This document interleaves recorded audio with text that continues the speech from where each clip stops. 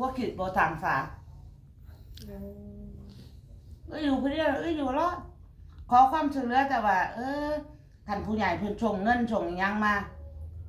สั่ง10 ล้านหนึ่งอยู่ได้ตลอดชีวิตต่อไปขาขายอันนั้นอันนี้เพราะว่ามีสิทธิ์เคยให้กันอยู่บ่ตั้งแต่ชุมเฮายังบ่ได้ถ่ายคลิปชุมเจ้าตั้งแต่ว่าเจ้ายังบ่ออกกล้องนี่เคยให้กันอยู่บ่ที่ผ่านมาบ่เคยหากันมาให้กันค่ะเรื่องค่าเรื่องค่านี่บ่ฮะแสดงว่ามันผิดน้ำชุมเฮาบ่คือว่านี่นะที่ว่าให้ค่าให้ขายให้พัฒนาตัวเองมันยังให้กลุ่มเจ้าของเนาะให้กลุ่มเจ้าของหาเลี้ยงเจ้าของเอาหวังดีบ่หรือว่าแนวใดเนาะถ้าเกิดเรื่องราวมากตั้งแต่ที่ลงคลิปที่หมดออกไปแม่นเนาะออกในกล่องออกไปนั่นสิแต่มีแต่ความคิดแบบว่าสร้างสาแนวนั้นแนวนี้ยังสิอยู่รอดไปรอดยังสิก็สิเป็นคนที่แบบว่ามาบอกเนาะแต่เขาแบบบ่ใส่ใจนะบ่ใส่ใจในต้านที่เฮาแนะนำนี่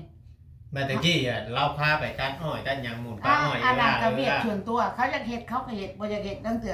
ลังกล่องเขามาว่าเขาเฮ็ดแต่ว่าสู้แล้วบ่ตัดมีแต่เจ้าตัดบ่ตัดอ้อยน่ะเป็นบางเถื่อบางที่มันคันบ่เห็นหน้าเขาก็บ่เฮ็ดมันสิเป็นอย่างนี้มันสิเรียกได้บ่ไปรอดบ่ง่ายๆว่าเจ้าอยากให้เราหาเลี้ยงเจ้าโดยตรงเลยบ่ง่ายๆจ้ะก็คือแม่นบ่ว่าเวียงโดยก็ยังให้แบบว่าจะเป็นลูกผู้ชายแม่นบ่จะมีหยังปรึกษากับเมียว่าเฮ็ดอันนี้อยู่รอดอันนั้นไปรอดหาสิอยู่จังได๋ขอสิเลี้ยงเจ้าแนวใดบ่มีคำปรึกษานอนก็คือเพราะว่าบางเทื่อครอบครัวกับบางเทื่อมันก็บ่แม่นแต่ว่าผู้ชายสิหาขอก็บ่เลือกแล้วว่าจังว่าพกกดไปหาเลือกผู้ใหม่กันดีกว่าเอาว่าง่ายๆคือจิตใจของเรานี่ถ้าว่าผู้ชายบ่ได้ใจเราแล้วขอเดินจากนะบ่เวียงประมาณนี้แล้วเจ้าสิมาบังคับฟังให้คอยเว้าได้จังไดผู้หญิงบางคนก็ผู้หญิงหาเลี้ยงผัวก็มีผู้หญิงหาเลี้ยงผัวนี่คอยบ่เอาขอต้องการที่แบบว่าเขาก็มีหนูกับข่อยแล้วว่าง่ายกับผัวหาเมียเก็บได้แล้วอันนี้บ่มีสร้างช้าบ่ได้มีแต่ข่อยนี่หาเลี้ยงข่อยอ้ายหมู่เอานี่หาเลี้ยงผัวอ้ายปู่แล้วก็อ้ายพ่อแม่อ้ายกันถือว่าลูกผัวมึงไปอยู่กับน้ำกันเนาะเป็นอันนี้หัวคิดหัวสั่งก็อ้ายพ่อและแม่ได้จ้ะก็นำพาหาบ่ได้เขาสิมานำพาเขาเป็นไปไม่ได้ค่ะเป็นผู้หญิงแต่สมมติว่าคือมีลูกน้อยต้องนั่งเลี้ยงลูกพวกต้องใช้สมองหาทำมาหากินอันนั้นอยู่ได้ผัดบ่มียังเลยสมอยเลยเนาะโมเมนต์อันช่วยกันหาจ้ะเนาะ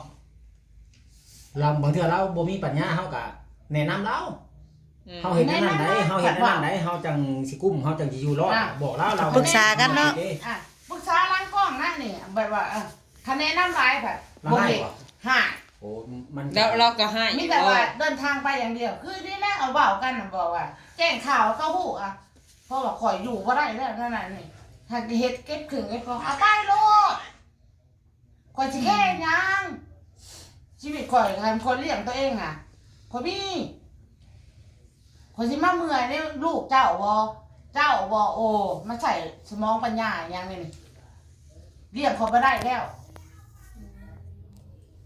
เนี่ยไรก็บอกเอาแล้วแม่นบ่ตัดขาดแล้วมื้อนี้ปล่อยเขาไปตามเขาทางเดินทางผ่านทางมันนะไปทำเราก็หาเราต่างคนต่างไปบ่ได้แต่ตามที่หมดนี่แล้วสิอยู่บ่ยังสิถามอีกเทื่อนึงอันนี้ถ่ายทำแล้วสิถามเบื้องหลังชุมเจ้าคลิปเนาะหลังคลิปชุมเจ้าถามสิเอาได้สิเริ่มต้นใหม่บ่หรือว่าสิตั้งใจใหม่บ่หรือว่าอีหยังสิก็ขอให้อภัยแต่คำว่ายังสิเริ่มทางไปสิไปแล้วแต่ว่ายังมักอยู่ยังเอามานั่งนำกันเนาะไปยังบ่ยังมักอยู่ยังโทรซื้อกันต่อหน้าเด้บ่อันนี้ให้ถามเพิ่นหลังกล้องแม่นบ่โอ้แต่ถ้าพ่อจ้อยวันนี้เปลี่ยนแปลงหรือว่าเปลี่ยนจากเก่ามาเป็นใหม่นั่นนี่บ่เที่ยงเฮาน่ะมันก็อยู่กันรอดเฮานำแบบว่าเป็นผู้นำแม่นบ่แต่เจ้าเป็นผู้พังเจ้าก็เฮ็ดตามที่สั่งก็บ่ได้สั่งเสียแบบว่ามีความผิดความแม่นก็ ใครมีหัวคิดนั่นคือเราเฮ็ดบ่ได้แบบแนวทางตัวนี้นะ เฮ็ดบ่ได้เจ้าสิเปลี่ยนอาชีพใดเจ้าก็เฮ็ดเจ้าก็บอกออกมาให้ผู้ใหญ่เพิ่นฟังอันนี้เครื่องกลางมาใส่สมองนั่นก็เบิดแล้ว อืม ก็เมื่อยเดี๋ยวจะปล่อยเข้าไปนะ ก็เชื่อแล้วว่าได้กันแบบบ่ได้ใจแล้วนะ ก็คือแบบว่าคือจังหวะเนี่ยคือหมดว่า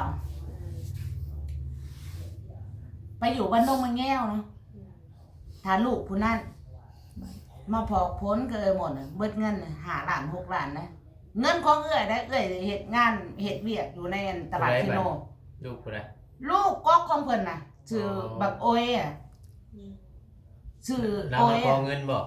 ขอเงินขอนั่นก็นี่กินยาบ้าควายเมาไผสิอยู่ได้พ่อกับแม่เป็นรับจ้างตัดอ้อยเนาะปลูกมันเสียหญ้าอ้อยเสียหญ้ามันแรงมากไม่เห็ดกับข้าวกับน้ำไผสู่ได้ชุมเจ้าซอยกันพังชูบ่ได้นี้จากดงมาแง่วมาเนี่ยคืออันนั้นแหละนี้จากลูกของเพิ่นน่ะมันชั่วมากินแต่แห้งข่อยมีเงินทุนเท่าไรข่อยจกออกมาแบบว่าเลยหมดนะจากที่ยังบ่ได้อยู่นำกันเนาะตอนนั้นเลิกกับทำมาสั่งอาชีพของตัวเองขายเครื่องขายของเนาะแบบว่า เป็นลูกน้องเขาเป็นอาชีพแบบว่าเลือกเก็บกำเนาะเงินกำอีกอย่างนี่ไหวกับเพิ่นบัดมาอยู่กับเพิ่นแล้วลูกเพิ่นเป็นแนวนี้อันนี้เป็นแนวนั้นเลือกไปจกเงินของก่อนของเอื้อยที่เฮ็ดเวียกงานน่ะก็เบิดไปหลายล้านเบิดเงิน5 ล้านตั้งแต่ไปอยู่กันมาดงมาแง่วบ่ฮอดเดือนมาพอกมาพ้นอย่างเดียวกินยาหมาควายยาเมาลูกชายเพิ่นน่ะเลยบอกว่าอยู่บ่ได้คันเจ้าเลือกลูกเจ้าก็อยู่กับลูก แต่ยังพากันหนี้ออกจากหัน กับพากันนี่ออกทหารแล้วเพิ่นบอกว่าขอแม่ก็ว่าอยากเฮ็ดบุญกับเมียซะแล้วก็พาเจ้าไปคนสิเลี้ยงเจ้าดอกเฮ้ยว่ะพอจ่อยว่านั่นนี่ ตอนนั้นบ่ แม่ ตอนที่ว่าสิเฮ็ดบุญนี่บ่ แล้วก็บอกว่าพออยากเฮ็ดบุญกับเมียเจ้าสิหาเงินแนวใดวะแล้วเพิ่นก็ว่าเบิดความคิดแล้วนั่นนี่เพราะว่าเพื่อนนี่เพิ่นก็ช่วยเหลือกันมาเนาะผู้ใหญ่เพิ่นช่วยเหลือมาคันว่าเพิ่นตายไปแล้วคือลูกก็บ่ซอยทั้งนี้แล้วก็ลูกก็เป็นอันนี้แหละอันนี้เว้าในหลังกล้องเนาะหลังคลิปแม่นบ่ ใช่เจ้าคุยกันตะกี้บ่ง่ายจ้ะ แล้วก็เพิ่นก็เลยบอกว่าถามคนข้างบ้านเนาะสื่อเซานางเนาะคนในข้างบ้านดงมะแงวข้างบ้านที่เพิ่นซื้อหั่นแหละรับซื้อหยัง ชื่อดินบ่ง่ายจ้ะ ชื่อดินชื่อเฮือนนั่นน่ะก็คือเซานางบ้านดงมะแงวแล้วก็เพิ่นบอกว่าเบิดสอกหาเงินแล้วทางนั้นทางนี้ก็บ่ได้เด้ออยากเฮ็ดบุญกับเมียเพิ่นว่าก่อนสิเอาข่อยออกมาจากสิเอาหมดออกมาเลี้ยงมาเบิ่งเพิ่นเว้าแต่มันบ่เป็นตามความจริงขายแล้วเบิดได้ชื่อเงินตัวเฮ็ดบุญเบิดเลยเงินเฮ็ดบุญ เพิ่นขายเฮือนน่ะเนาะมีดินของเพิ่นนั่นแหละของแม่แต้วนั่นแหละขอโทษขออภัยเนาะแม่แต้วเพราะว่าส่งเสียเจ้าไปแล้วไปเกิดไปอันนั้นดีเด้อเพราะว่าเฮ็ดบุญไปแล้วก็เพราะว่ามีหมดนี่แหละที่แนะนำว่ากันเฮ็ดบุญกับเขาแล้วก็เฮาคือสิสร้างชาต่อไปใหม่ชีวิตน่ะเฮ็ดบุญกับเพิ่นซะแล้วนางก็เลยบอกมาใส่ความแนะนำว่ากันบ่มีก็ขายเข้าไปซะจอยขายแล้วก็เฮ็ดบุญกับเพิ่นให้เต็มที่ซะแล้วเพิ่นก็ลงมือมาขายก็นางเป็นผู้ซื้อบ้าน ดินของเพิ่นในดงมะแงว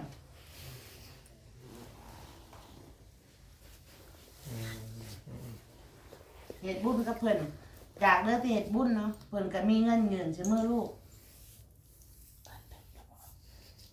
จากขายเฮือนอันนั้น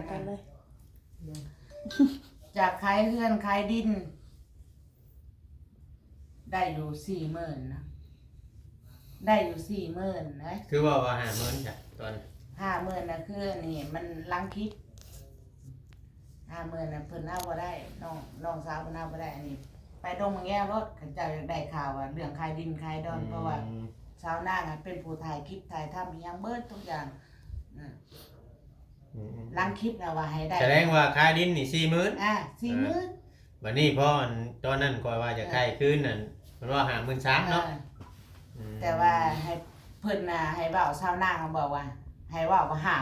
50,000ให้เว้าก็50,000แต่ว่าจ่าย ขาย ค่า สุมขายก็จอยกันเนาะ40,000กันเนาะ กับเพิ่นให้บุญกับเมีย มันมีคนบังคับบ่เฮ็ดบุญคือว่าแนวใด ก็คือมีชาวนางอะนะ แล้วเป็นพี่น้องกันบ่ เขาบ่ได้เป็นเฮือนน้องเป็นคนเฮือนไก่เขาเป็นคนเฮือนไก่แต่เขาอยากได้เนาะน้องเพิ่นอยู่กรุงเทพอิหยังสิอยากเอาเพราะว่ามันดินดอนตอนหญ้าน่ะมันติดกับของน้องชายเพิ่นแม่นบ่เพิ่นอยากได้ต่อเรื่องเลยนะทางเข้าทางออกมันก็ง่ายเพิ่นก็บังคับขายอิหยังสินะก็บ่ได้เต็มใจขายเราก็จะเฮ็ดบุญกับเมียแหละนะแล้วเรื่องมากอะปัญหาที่เอาขอไปอยู่แล้วก็ลูกชายเพิ่นเฮ็ดกับพ่อแนวนี้เพิ่นก็ได้ขายได้เฮ็ดบุญให้มันแล้วมันทั่วก็แบ่งเงินให้ลูกฮะคนละล้านหรือ2ล้านนี่แหละคนละพันน่ะนะคนละพันจากเดือนที่ฝากเงินไว้เฮ็ดบุญน่ะก็มื้อที่เฮ็ดก็มื้อเฮ็ดบุญกับอันแม่แต้วอ่ะก็เกิดเรื่องเกิดราวนั่งแต่ค้าฮักกันเด้ก็เดินทางเฮ็ดบุญแล้วพอก็ไปเฮ็ดเวียกเฮ็ดงานกับพ่อจ่อยแม่นบ่ แยกทางกัน แยกทางกันเลยเฮ็ดบุญแล้วก็แยกทางไปทำมาหากินแล้วก็มาเกิดเหตุกันที่ว่านั่งแต่นค้าฮักหลุดตั้มคือไปเฮ็ดมื้อเฮ็ดบุญกับแม่พ่อแม่ยังบ่ได้มาแต่ลูกเผาจัดแบบว่า มีคนบังคับให้ชาวนางแม่นบ่เฮ็ดบุญเฮ็ดชินก็สิไปบังคับกันบังคับเพราะว่าขายไปแล้วเจ้าต้องมาเฮ็ดบุญในไผมันนี่ข่อยอยากมั่งเฮือนข่อยอยากเฮ็ดอันนั้นอันนี้มันเป็นที่ของเขาแล้วนะที่เขาบังคับเฮ็ดอันนี้ให้เจ้าไปก่อนไปถามขายดินมันยังให้แต่ให้เฮ็ดไว้แล้วเพิ่นสิมาเฮือนเนาะแม่นแต่คู่มื้อนี่จักมั่งหรือบ่มั่งก็บ่ฮู้แต่บังคับแล้วก็เข้าไปอันนี้นั่นแหละต้องจากปากเราบ่หรือว่าอะไรได้ยินจากปากไปจากนางบ่หรือว่าอะไรได้ยินจังได๋ก็เว้าแอนกันสิได้ยินอีหยังก็นั่งอบรมกันมันบ่แม่นหลังกล้องอันนี้เอ้ยเว้าคือว่าเราร่วมกันในตอนนั้นในตอนตั้งแต่ขายดินเฮ็ดบุญขายทั้งดินทั้งเฮือนนะเนาะขายเบิดนะน้ำหันน่ะก็ง่ายๆซะมันดินมันบ่ได้แม่นขายให้นางขายให้น้องแล้วน้องเราเป็นผู้ชื่อชาวนางเราก็เฮ็ดคลิปอยู่คลิปชาวนางบ้านดงมะแง่วนะเจ้ากดเบิ่งช่องมีอยู่มีเบิดมีหลักฐานเบิดอันนั้นนี่ถ่ายลำคลิปมีเบิดขายแล้วก็มอบเงินฝากไว้กับเพิ่น30,000เสียไว้เฮ็ดบุญเงินแยกไว้เลยแม่นแยกไว้เฮ็ดบุญแล้วก็ฝากไว้นำเพิ่นแล้วก็มีคลิปอีหยังเจ้าเบิ่งอัน10,000น่ะชุมเจ้าปานกันแบบนี้บ่อันเดือน10,000มันบ่ได้เกี่ยวขอได้ว่าชุมลูกเพิ่นจะพังก่อนบ่บ่แม่นสิมาถามข่อยแล้วก็แบบว่ามาตอบคำถามให้ข่อยบ่แม่นเจ้าต้องทางข่อยเว้าเจ้าว่า40,000เด้ข่อยก็เลยอยากอธิบายเบิ่งเงินน่ะขายดินน่ะ40,000จาก 30,000เอาไว้เฮ็ดบุญแล้ว11,000คนแบ่งให้ลูกเพิ่นแต่ละคนลูก5คนแล้วก็ส่วนพ่อผู้นึงได้ทุกคนละเท่าไหร่ใน 40,000 บาทนะ10,000สิเหรอ10,000เนาะว่า30,000ไว้นำเงินนางเด้10,000ปานกัน5คนโดยได้ผู้2,000เขาก็มาแจกให้ลูกเขาแล้วก็ชวนพ่อ2,000ก็คือมากินอยู่กับข่อยแล้วก็ซื้อรถจักรคันนี่เงินใน 2,000 แล้วข่อยตกทุนของข่อยชื่อรถคันนี้ตื่มกันอีกตื่มกันอีกเงินเดือนของข่อยจะเฮ็ดเวียกในชิโนเจ้าว่าได้ซะ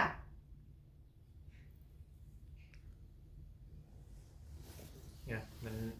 ผ่านไปแล้วแกมันจบชักนี้เดือนขายดอกขายดินแม่นบ่เก็บมาเว้าซะมันผ่านเลยได้ซะมีแต่ว่าเอาปัจจุบันมีแต่และเจ้าก็จังน้อยก็โอ้ลมกับเราไหมคำว่าสิว่ามีเรื่องสิคุดลมกับเราในคำเราสิยอมเปลี่ยนน้องเป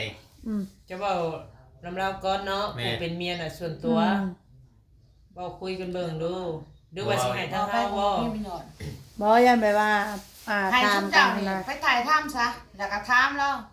กลับมาถ่ายกับข่อยไปนี่ เขาตอบได้ไรแล้วก็เอาคำถามที่เขาตอบมาแล้วก็มาถามเอ้ยจะตอบได้ไรเอาอันนี้ถูกต้อง เขาถามแล้วเมื่อกี้